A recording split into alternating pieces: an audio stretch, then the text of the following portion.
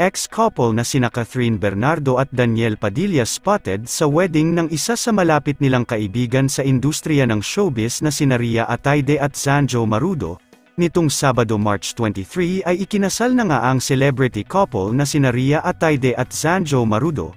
Isang simple at intimate civil wedding ang naganap sa Quezon City Hall kung saan tanging pamilya, mga malalapit na kaibigan at mga mahal sa buhay lamang ang imbitado.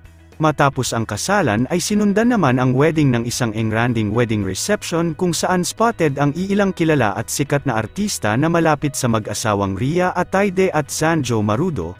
Isa sa mga spotted sa reception ang ex-couple na sina Catherine Bernardo at Daniel Padilla. Bagamat hindi sila nakitang magkasama sa iilang larawan at videos na kuha mula sa wedding reception ay panigurado ay nagkita at nagkaroon sila ng konting kumustahan. Narito ating panuorin ang iilang videos na naibahagi mula sa kasalang Rhea Atayde at Zanjo Marudo nitong Sabado March 23.